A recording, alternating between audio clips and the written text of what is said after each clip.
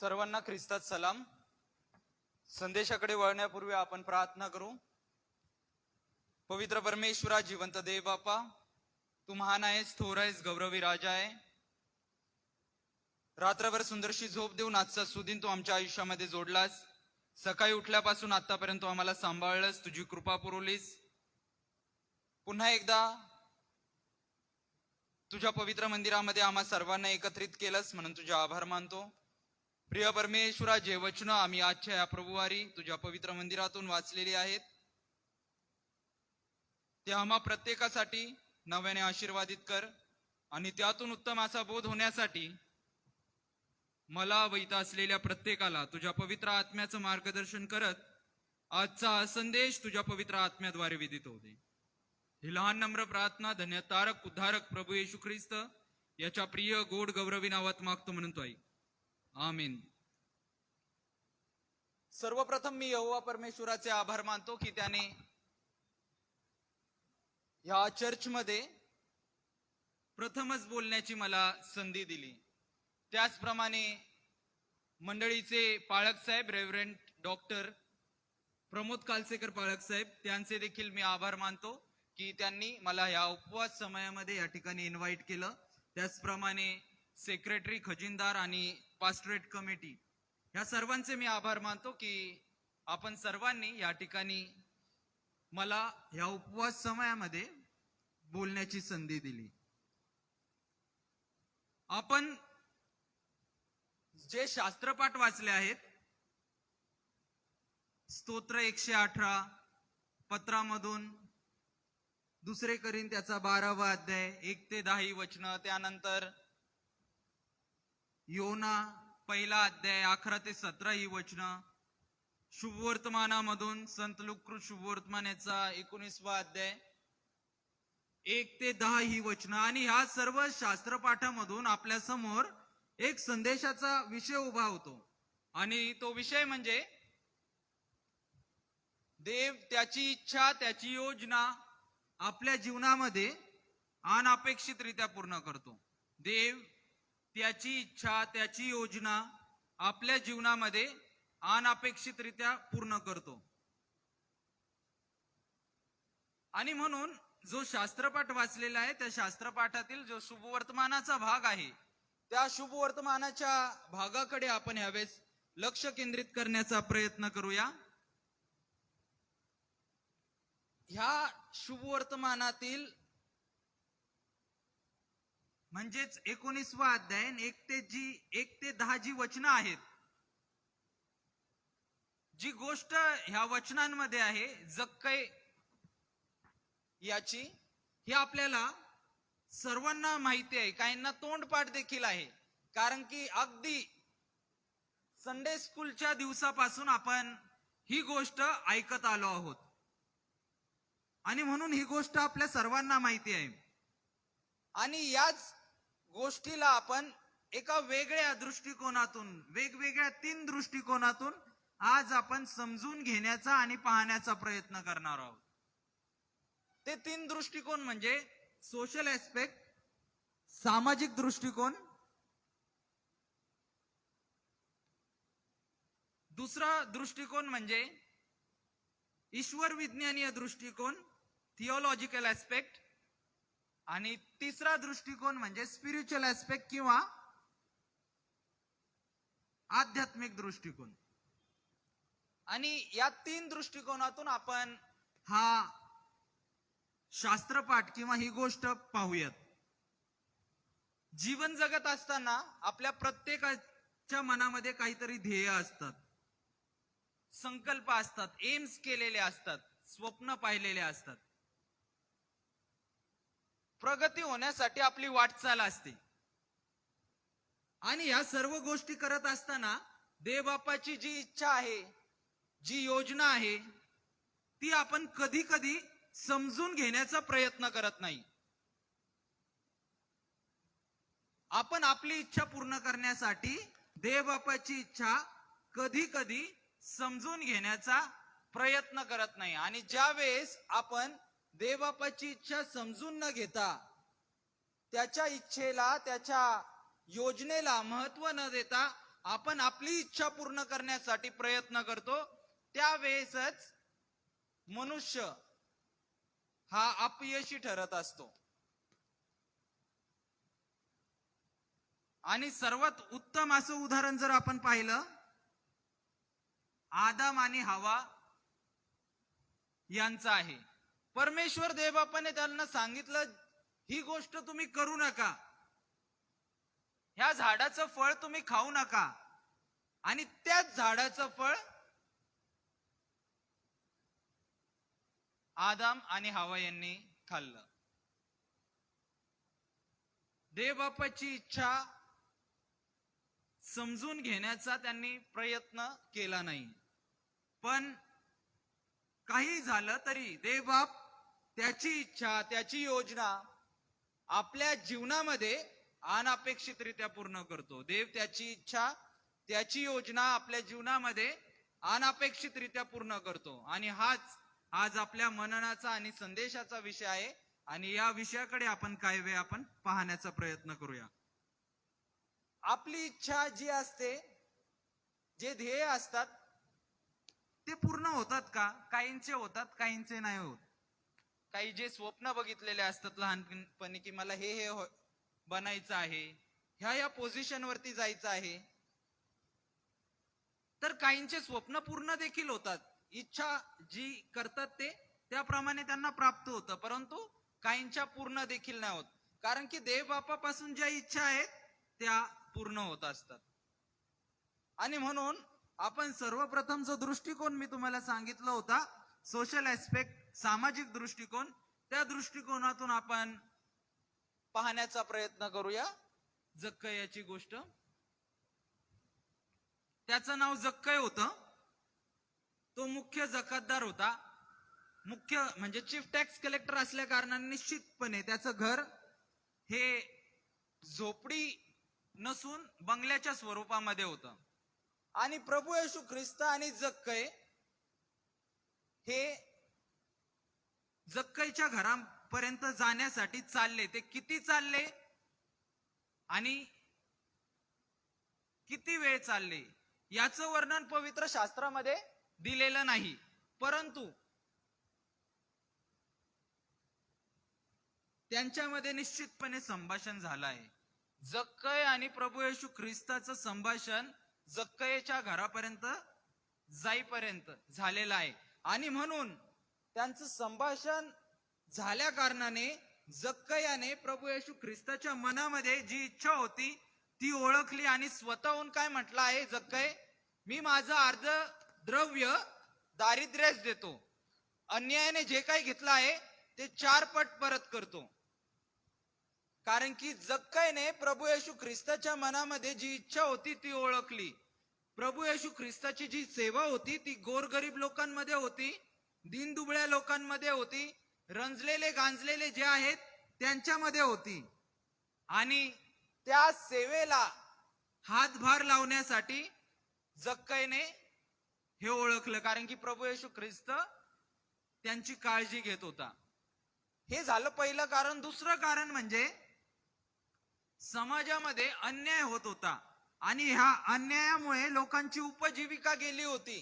काही साधनच राहिलं नव्हतं उपजीविकेचं.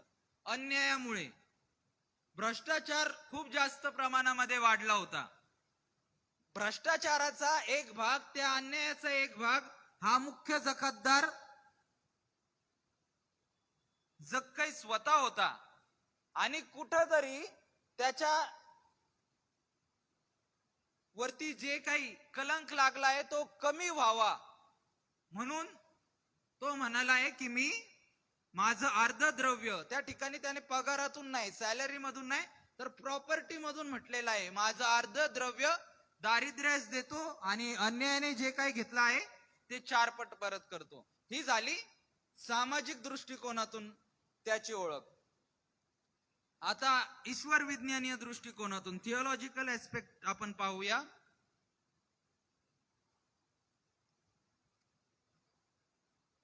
जो शुभवर्तमानाचा भाग वाचला, लूककृत शुभवर्तमान 19वा अध्याय 1 ते 10 ही वचनं, त्यातील 9वं वचन आपल्याला सांगतं, आज ह्या घराला तारण प्राप्त झालं आहे.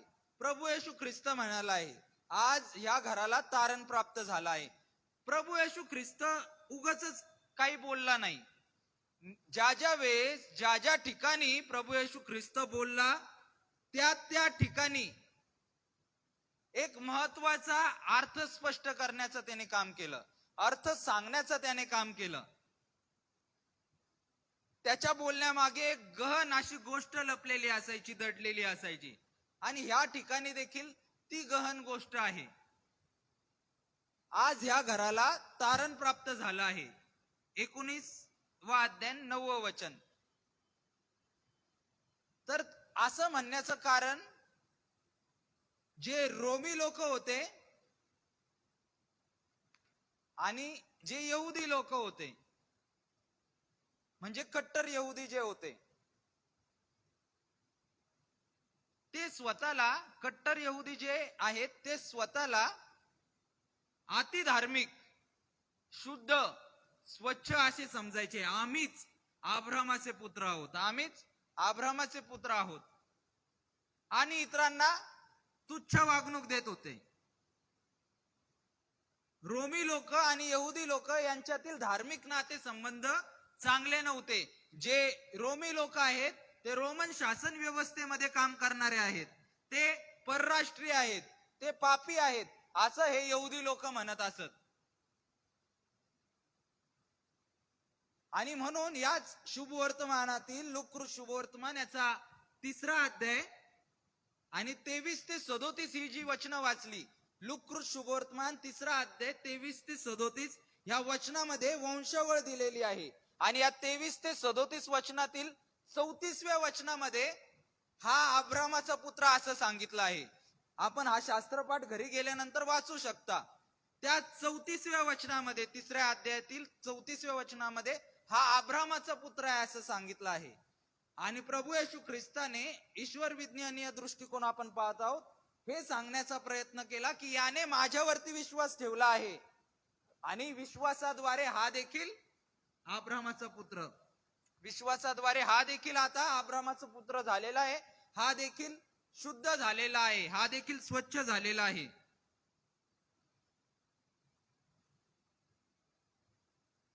ही झाली ईश्वर विज्ञानीय दृष्टिकोनातून ह्या गोष्टीची ओळख. 3रा दृष्टिकोन मी जो सांगितला होता, स्पिरिच्युअल ऍस्पेक्ट किंवा आध्यात्मिक दृष्टिकोन. जक्कईचं मन अस्वस्थ झालं होतं. 2 गोष्टीमुळे जक्कईचं मन अस्वस्थ झालं होतं. पहिली गोष्ट म्हणजे तो बुटका होता, आणि दुसरी गोष्ट म्हणजे लोक त्याला पापी पापी असं म्हणत होते.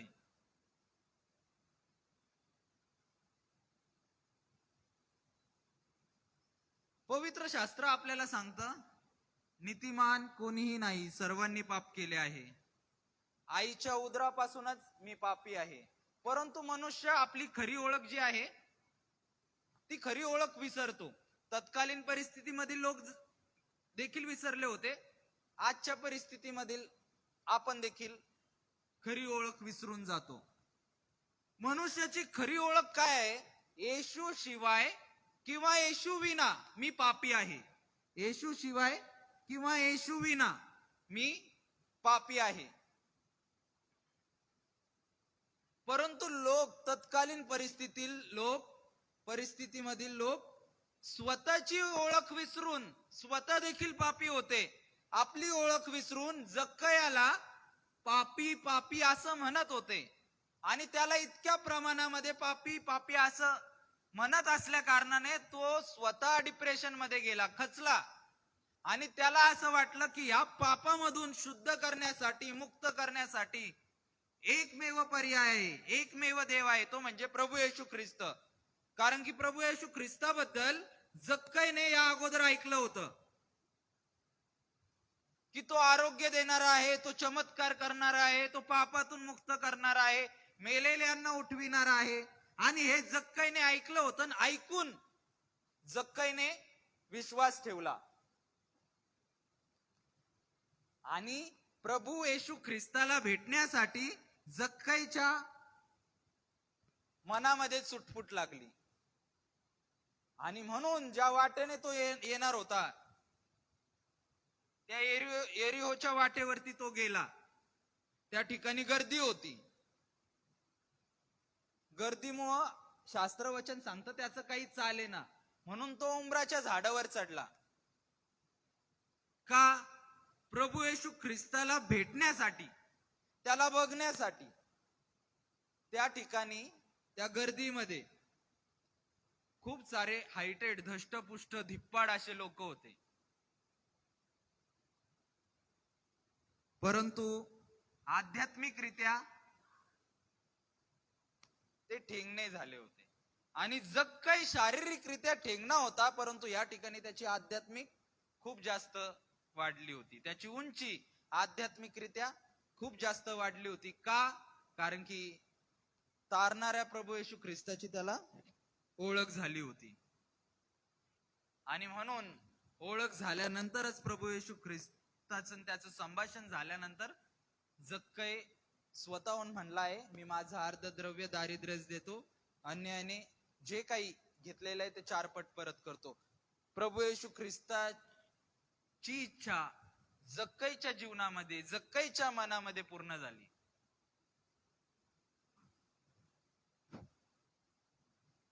फक्त ऐकून एरिओच्या वाटेवरती जक्कई गेला. ऐकलं त्याने आणि फक्त ऐकूनच एरिओच्या तो वाटेवरती गेला. तो मुख्य जकातदार होता. सुरुवातीलाच मी सांगितलं, आपल्या सर्वांना माहिती, चीफ टॅक्स कलेक्टर. त्यावेळेस देखील, आज देखील चीफ टॅक्स कलेक्टर ही चांगली पोझिशन आहे, चांगलं दर्जाचं पद आहे. आणि त्यांना इतकी तर ऑथॉरिटी असते की आजूबाजूची गर्दी त्यांच्या अधिकारवाणीने, त्यांच्याकडे जी ऑथॉरिटी आहे त्या ऑथॉरिटीने ते बाजूला करू शकतात. परंतु त्याने नम्रपणा देखील धारण केला. गर्दीला काही न करता, काही न बोलता तो उंबराच्या झाडावर चढला. उंबराच्या झाडावर चढणं सोपं नसतं, आपल्या सर्वांना माहिती. आपण सर्वजण ज्यावेळेस जुने असे झाडं बघतो तर ते झाडांची जी खोडा असतात किती मोठी असतात हे आपण पाहत असतो. तरी देखील पदाकडे बघितलं नाही, पोझिशन कडे बघितलं नाही, नम्रता धारण केली, नम्र झाला. आणि ज्या उंबराच्या झाडावर जक्कई चढला होता त्या झाडाखाली प्रभू येशू ख्रिस्त आला. या अगोदर प्रभू येशू ख्रिस्ताने जक्कईला कधी पाहिलं नव्हतं आणि जक्कईने देखील प्रभू येशू ख्रिस्ताला कधी पाहिलं नव्हतं.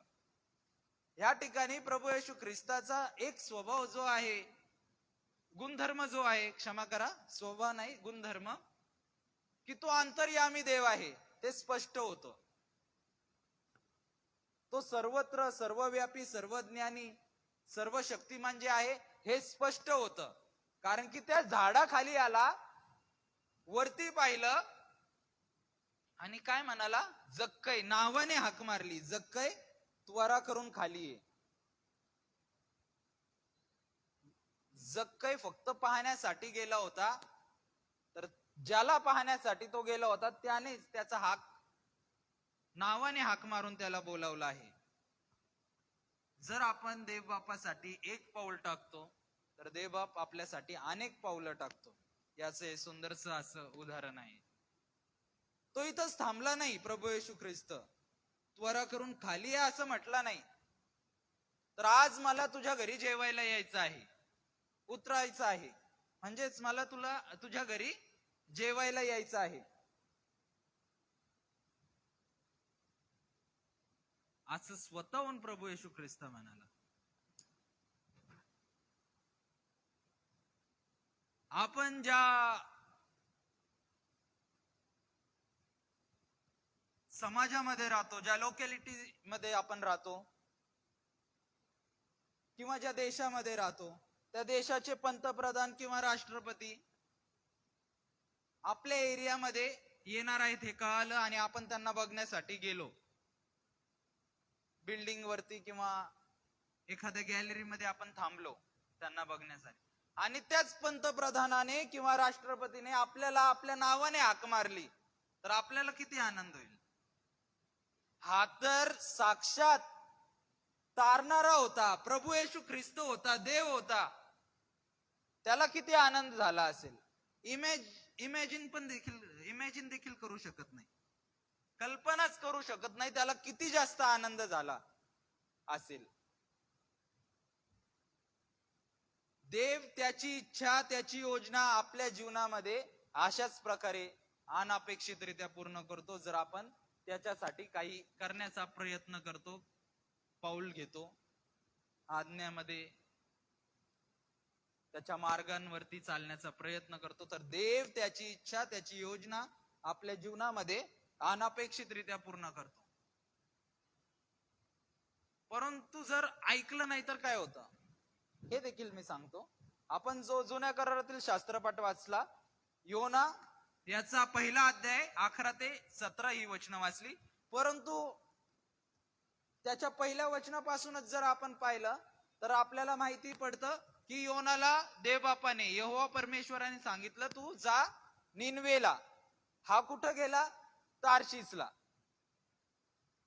निनवेला न जाता तार्शिसला गेला. त्याच्या पाठीमागे देखील कारण आहे, कारण की जर आपण कॉमेंट्रीज पाहिली, अभ्यास केला निनवे शहराचा, तर काही शास्त्र अभ्यासक असं म्हणतात, निनवे हे शहर पर्सिक्युशन साठी, छळासाठी प्रसिद्ध होतं. त्या ठिकाणी देवाचे जे संदेष्टे होते जुन्या करारातील, त्यांचा छळ करून त्यांना मारण्यात येत असत, त्यांचं शिरछेद केला जात असत, आणि त्यांचे जे शिर आहेत ते निनवेच्या एंट्रन्स वरती लटकवल्या जायचे, असं शास्त्र अभ्यासक म्हणतात. आणि याची माहिती, याची कल्पना निश्चितपणे योनाला असेल. त्या कारणाने त्याने निनवेला न जाता तार्शिसला तो गेला. त्याने सर्व समर्थ यहोवा परमेश्वराची आज्ञा मान्य केली नाही. आणि काय झालं? देवबापाची इच्छा, देवबापाची आज्ञा त्याने मान्य केली नाही, तर लोकांनी त्याला पाण्यात फेकून दिलं.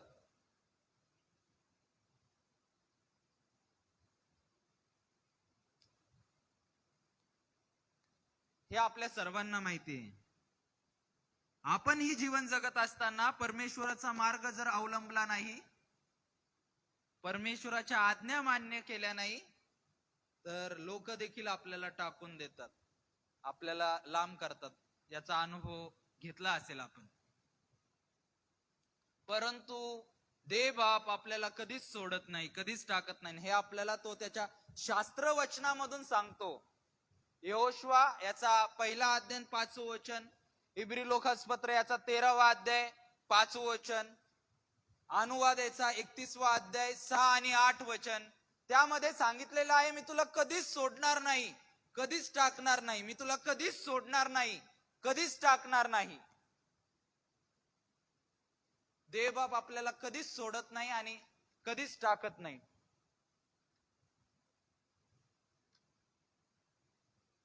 आणि हा जो अनुभव आहे तो आपल्याला कधीच सोडत नाही, कधीच टाकत नाही.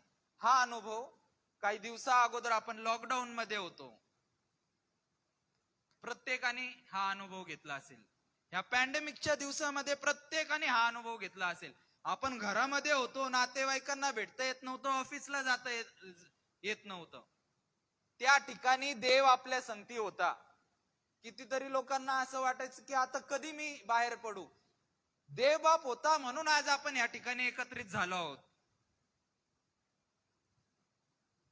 देव बापाचं वचन त्यावेळेस देखील आपल्याला मिळालं. काही जण आयसोलेशन वॉर्ड मध्ये होते, तिथं कोणालाच कुणाला भेटता येत नव्हतं. तिथं देखील हा अनुभव त्या व्यक्तींनी देखील घेतला असेल, त्या विश्वासणाऱ्यांनी देखील घेतला असेल.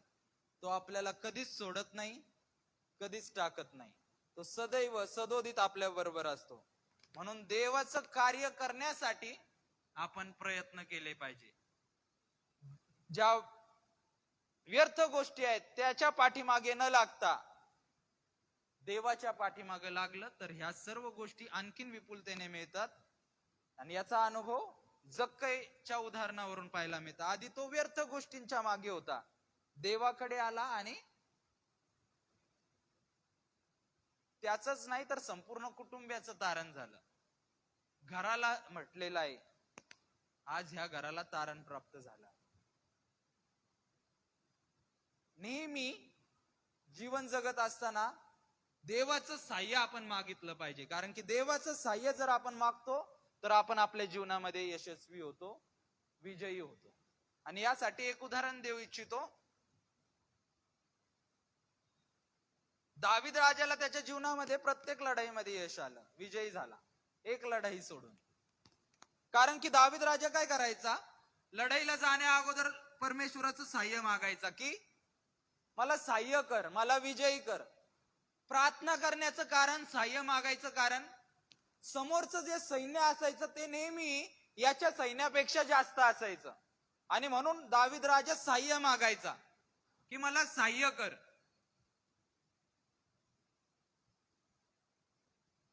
आणि प्रत्येक लढाईमध्ये यहोवा परमेश्वर दावीद राजाचं साह्य करायचा आणि तो विजयी व्हायचा. एकदा असं झालं, दावीद राजाचं सैन्य जास्त होतं, समोरच्यांचं जे सैन्य आहे ते कमी होतं. आणि दावीद राजाने विचार केला, काय आता करायचं, की माझ्याकडे तर सैन्य जास्त आहे,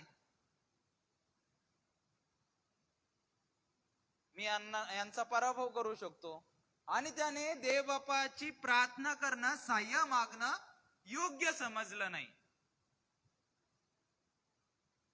आणि काय झालं, त्याच लढाईमध्ये दावीद राजाला पराभव स्वीकारावा लागला.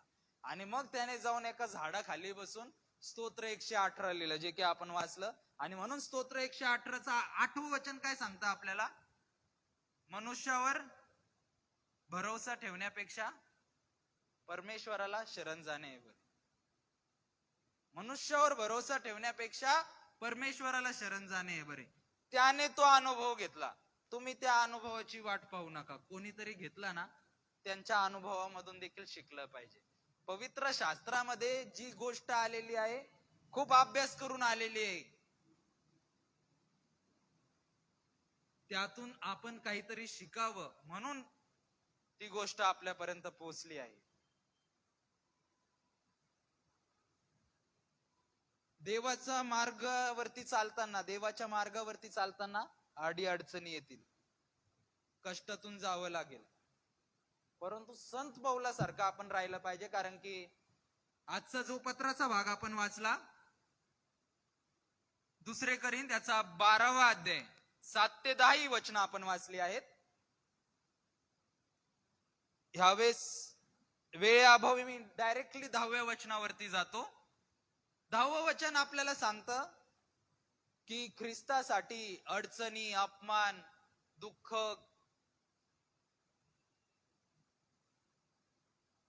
यामध्ये मला आनंद आहे. कारण की ज्यावेळेस मी अशक्त त्यावेळेस मी सशक्त, जेव्हा मी अशक्त तेव्हाच मी सशक्त. आपण देखील हा दृष्टिकोन ठेवला पाहिजे. आपण संकट एक आलं नाही तर खचून जातो. जर आपण विश्वासणारे आहोत, प्रार्थना करणारे आहोत, संकट येतील, परंतु त्या संकटामधून तो आपल्याला सोडवल देखील. असा देखील प्रश्न पडला असेल आता की मी प्रार्थना करतो, जे प्रार्थना करणार आहे त्यांच्या जीवनामध्ये देखील संकट, आणि जे नाही करत त्यांच्या जीवनामध्ये देखील संकट. फरक काय, मला तुम्हाला हे सांगायला आवडेल. फरक हा असतो, जे प्रार्थना करतात ना त्यांच्या जीवनामध्ये एक संकट येतं, ते निघून जातं, दुसरं संकट येतं, ते निघून जातं, मग तिसरं संकट येतं, एका मागं एक येत असतात आणि ते निघून जात असतात. परंतु जो प्रार्थना करत नाही ना, एक संकट असतं, दुसरं येतं, तिसरं येतं, चौथं येतं, नंतर त्या व्यक्तीला काय करायचं असं प्रश्न पडतो, सुचत नाही, कधी कधी चुकीचा पाऊल घेतो. म्हणून हा फरक आहे. आणि म्हणून जे आशीर्वाद आहेत, संकटाकडे लक्ष केंद्रित करतो, कष्टाकडे लक्ष केंद्रित करतो, दुःखाकडे, आजारपणाकडे लक्ष केंद्रित करतो, परंतु जो आशीर्वाद आहे त्याकडे आपण लक्ष केंद्रित कधी कधी करत नाही. आणि म्हणून एक उदाहरण देतो यावेळेस. आपण हे उदाहरण ऐकलं देखील असेल या अगोदर, परंतु आज संदेशाला हे पूर्णपणे रेलिव्हेंट आहे, म्हणून मला हे उदाहरण आपल्याला सांगायला आवडेल. साईट कन्स्ट्रक्शनच्या ज्या साईट चालू असतात त्या ठिकाणी आपण बघतो की खूप सारे लेबर असतात, वीट ब्रिक्स असतात, छोटे छोटी दगड असतात, खडी ज्याला आपण म्हणतो. तर असंच एक कन्स्ट्रक्शनचं काम चालू होतं. कितीतरी मजले तयार झाले होते आणि खाली एक लेबर ग्राउंड जमिनीवरती वाळू चाळत असतो. आणि तो वाळू चाळत असताना दुसऱ्या किंवा तिसऱ्या मजल्यावरून सुपरवायझर त्याला आवाज देतो, परंतु त्याचं लक्ष जात नाही. मग तो सुपरवायझर काय करतो, खिशातून 100 रुपयाची नोट काढतो आणि त्याच्या समोर फेकतो. हा वाळू चालणारा जो लेबर आहे तो काय करतो, ती नोट उचलतो, खिशामध्ये ठेवून टाकतो, परत वाळू चाळायला लागतो. सुपरवायझर परत आवाज द्यायला सुरुवात करतो, तो लक्ष देत नाही. मग काय करतो सुपरवायझर, खिशातून 500 रुपयाची नोट काढतो आणि काही अंतरावरती टाकतो. याचं लक्ष परत त्या 500 रुपयाच्या नोटकडे जातं. हा काही स्टेप्स घेतो, पाऊलं चालतो आणि ती नोट उचलतो, खिशामध्ये ठेवतो, परत वाळू चाळायला येतो. सुपरवायझर त्याला वरती बघण्यासाठी ह्या सर्व गोष्टी करत असतो, परंतु तो वरती बघत नाही. नाईलाजाने नंतर सुपरवायझर काय करतो, जी छोटी खडी असते, खडीतला एक खडा उचलतो आणि त्याच्या डोक्यामध्ये मारतो. मग तो वरती बघतो त्याला लागल्यानंतर. तर हे जे संकट आहेत ना, जे दुःख आहेत ना, जे आजारपण आहेत ना, हे अशा प्रकारचे आहेत. तुम्ही अनुभव घ्या की आजारपणामध्येच आपण देवाच्या जास्त जवळ जातो, दुःखामध्येच आपण देवाच्या जास्त जवळ जातो, संकटामध्ये समस्यामध्येच आपण देवाच्या जास्त जवळ जातो. इतर टायमाला आपण तितकं जवळ नसतो आणि त्याची अपेक्षा असते, तो बोलवत असतो पण आपलं लक्ष नसतं. तो बोलवत असतो, नेहमी आपल्याला बोलवत असतो. त्या लेबर प्रमाणेच आपलं जीवन आहे.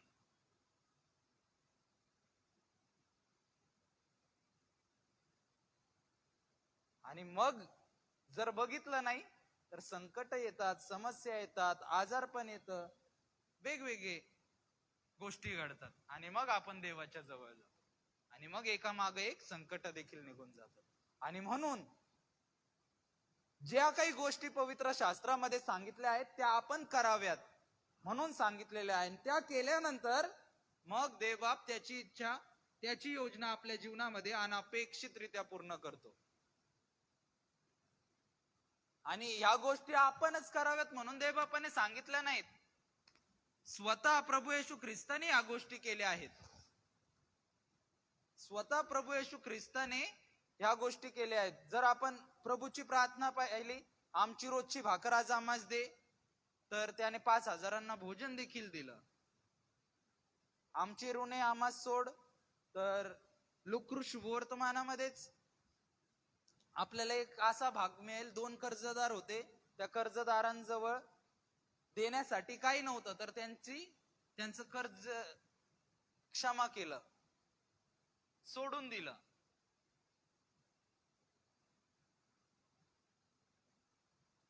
प्रभूच्या प्रार्थनेमध्ये आहे, आम्हास परीक्षेत आणू नको, तर आम्हास वाईटापासून सोडू. परंतु याचं उत्तर देखील त्यानेच दिलेलं आहे, देवबापाने. ते म्हणजे परीक्षेत पडू नये म्हणून प्रार्थना करा. परंतु आपल्याला ती सवय झाली आहे परीक्षेत पडल्यानंतर प्रार्थना करायची. तर ह्या उपवास समयामध्ये आपण जास्तीत जास्त देवाच्या जवळ जाण्याचा प्रयत्न करूया. ज्या काही गोष्टी आपण ऐकतो संदेशाद्वारे, वाचल्यानंतर देवबाप त्याच्या पवित्र आत्म्याद्वारे ज्या गोष्टी शिकवतो, त्या जर गोष्टी आपण करण्याचा प्रयत्न केला तर निश्चितपणे देव त्याची इच्छा, त्याची योजना आपल्या जीवनामध्ये अनपेक्षितरित्या पूर्ण केल्या वाचून राहणार नाही. आणि असं करण्यासाठी देवबाप आपल्या सर्वांना साह्याने मदत करू. ह्या छोट्याशा संदेशाद्वारे प्रभू परमेश्वर आपल्या सर्वांना आशीर्वादित करू. धन्यवाद.